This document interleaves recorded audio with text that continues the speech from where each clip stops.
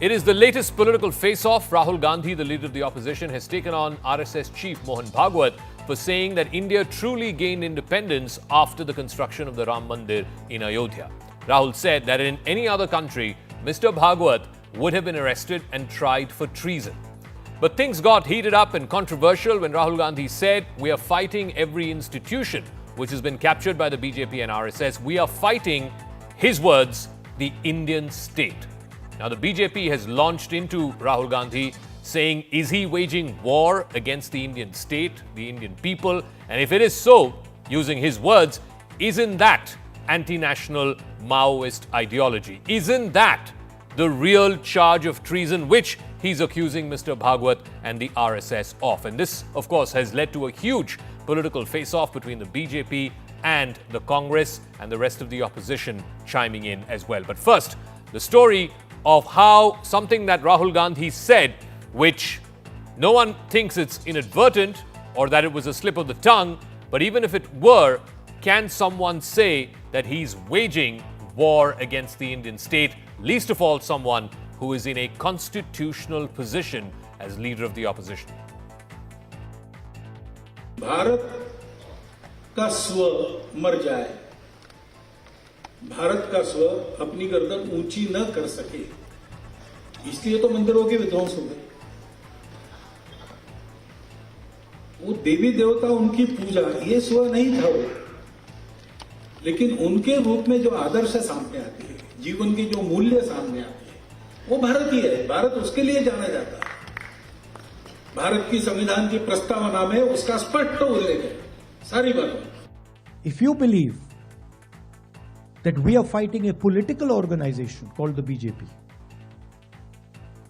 that we are fighting a political organization called the RSS, you have not understood what is going on. The BJP and the RSS have captured every single institution of our country. We are now fighting the BJP, the RSS, and the Indian state itself. Now, here's where the difficulty is in trying to defend what Mr. Gandhi has said, because the Indian state is one thing, the Indian government is completely different. If Mr. Gandhi ended that sentence by saying, "We are fighting the BJP, the RSS, and the Indian government," it would have been kosher, because that's his job as leader of the opposition. One expects him to take on the government. But he used the word Indian state. So what's the difference between the Indian state and the Indian government? The Indian state encompasses the entire political entity of India. It includes the territory, the population, the various branches of government, and the idea of a sovereign state. So the territory, which is the geographical land area of India, the boundaries of India, Kashmir in the north, Kanyakumari in the south, 28 different states and 8 union territories spanning 3.2 million square kilometers. That is the Indian state. Not just that, it also refers to the population, the citizens of India who are living within these territories from Kashmir to Kanyakumari in this 3.2 million square kilometers, which includes every one of the 1.3 billion Indian citizens. They are all construed as part of the Indian state. The government happens to be one part of the Indian state, and the government is, again, very clear. The institutions, the structures which govern the state, it includes the legislative branch, the executive branch, and the judicial branch. Those three constitute the government, and the government is just one part of the larger entity called the Indian state. And the most important thing is sovereignty and territorial integrity. It applies to India as it applies to almost 200 sovereign independent countries around the world, which is the authority and the power for a sovereign nation to govern itself as decided by its people without any external interference. And that sovereignty and territorial integrity is quasi non-negotiable in the case of any sovereign nation. That is the Indian state. The Indian government, on the other hand, refers specifically to the system of governance that operates within the Indian state. And as any civic student would tell you, it includes 3 branches: the executive, which is led by the Prime Minister and represented by the Council of Ministers. The job of the government, the responsibility of the government, is to implement laws, carry out welfare schemes, and of course, manage the day-to-day affairs of the state. And to keep a check on the executive, you have the legislature, in this case the Indian Parliament.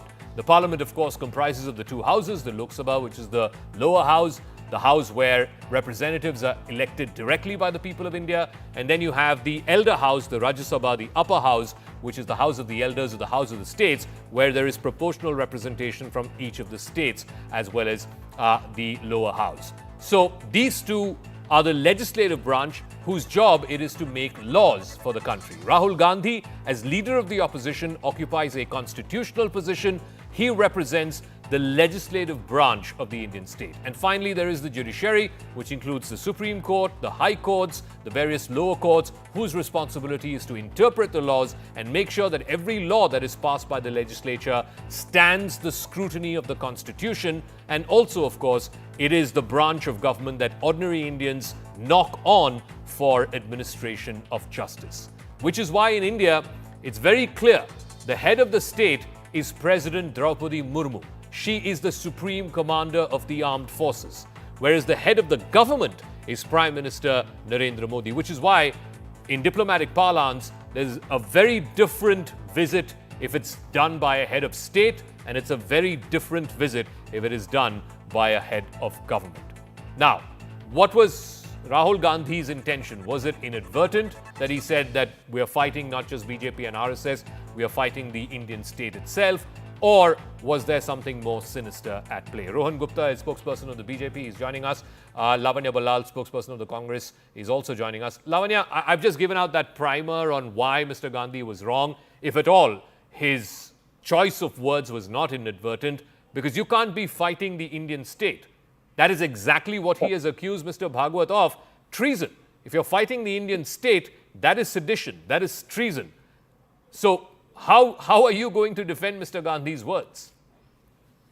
Good evening, Zaka. We are, like Rahul Gandhi ji says, we are fighting the Indian state. It is not just the BJP and the RSS.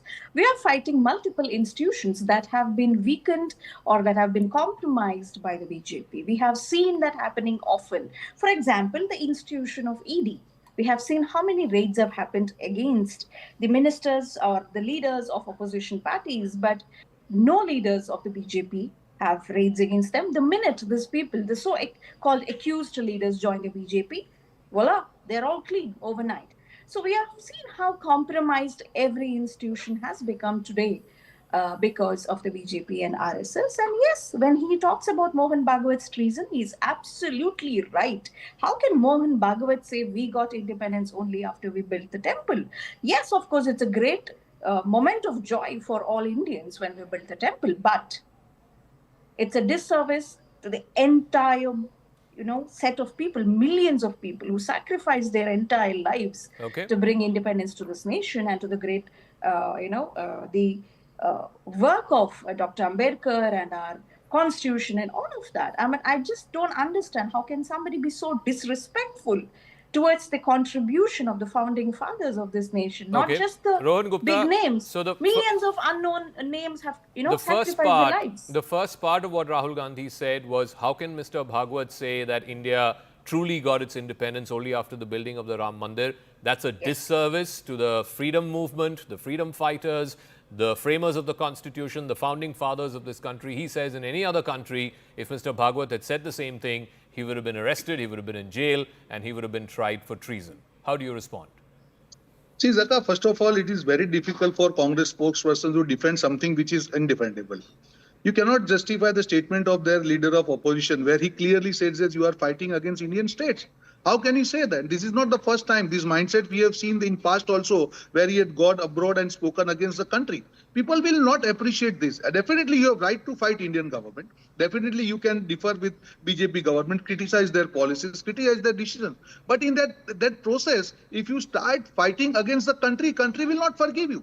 And that is why the situation of the party is what they are in current situation. Their so-called Indi Gadbandhan is totally now disappeared. Why? Because people of the country know that this Gadbandhan was formed which was opportunistic. They can give the name, but they cannot take the value of that the name. That is the situation of Indi Gadbandhan. You see Delhi how they are fighting separately. So mindset of the party is quite visible from the statement of the leader that they are fighting Indian states. If you fight with the people of India, obviously that's why you are fighting EVMs. What about what Mr. Bhagwat said? How are We you come to defending that? See, he gave a perspective. He said that we have been always attacked by people outside India, and the true independence, that is his perspective. You can definitely criticize his statement, but can you give answer to what Mr. Gandhi said? There is no, you cannot defend that. You cannot justify that you are fighting against Indian states. You cannot. How can you say that? The whole country, 140 crore people are watching you, leader of opposition, and he says that you are fighting Indian states. How can you tolerate that? And this is not the first time. In past also Lavanya we have seen Ballal, that. you know, the problem is this. When you say Indian state, it's not just Mr. Modi or the government of the day. The Indian state includes the entire territory of India. It includes the entire people of India. The people who are fighting the Indian state are Naxals and terrorists. Surely the leader of the opposition should know that. Yes, we can misconstrue his statements and apply it as we want to, or we can, change his statements. But I would like to remind everybody, This is what he has spoken. Rahul Gandhi has walked the talk. He's never abandoned principles that he believed in. He's never said one thing to one day and he's never abandoned it the next day to talk something else. He stood by his words. And I would like to remind everybody, what Mr. Mohan Bhagwat said today, the BJP does not have a defense because RSS mostly drives the BJP. The Prime Minister should have come out and said, we do not agree with this statement. In any functional democracy today, Zaka, the Prime Minister would have condemned the statements made by Mohan Bhagwat. He may be a very integral part of BJP, but why isn't the Prime Minister or any of the ministers from the BJP reacting to it? Why is it that they are condoning his statement silently? Look, their contention is that what Mr. Bhagwat said was Bharat ka swa, which is the self got awakened with the construction of the Ram Mandir. Well, they can say that, but he clearly meant what he said, isn't it? We got freedom after building the temple is what he clearly said. If we should not interpret it in the way he said it, then I think the BJP should stop reading too much into Mr. Rahul Gandhi's statements. Yes, we are fighting against the state. We are not. There is a huge bunch of voters with the Congress. There's a huge bunch of voters with the India bloc. I would like to remind the BJP spokesperson that our Gathbandhan was for the Lok Sabha elections. That's all. No. And we have fought against a communist party in Kerala and multiple other parties where we had a Gathbandhan with, and we will continue to do that. Anyway, I don't want to get diverted Sabha. by the whole India Alliance unraveling story, but let me go. But fact is, the Congress and the opposition are saying the exact same thing, that every institution, Election Commission, ED, IT, CBI, every institution has been captured by the government of the day and by the supporters of the government of the day. And therefore, what they are taking on,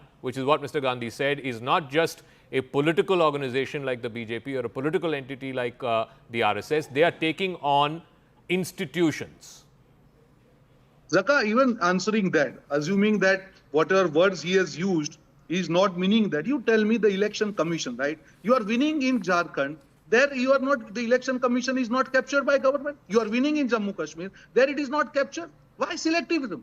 In Maharashtra, the election commission declared that after elections, out of 280 seats, every seat they selected 5 booths where EVM and the VVPAT slips, they were matched. And not even a single vote difference was found. And these booths were selected by the opposition party candidates who lost the election. Even after that, you question our election commission. Do you feel that people of country will appreciate that? No.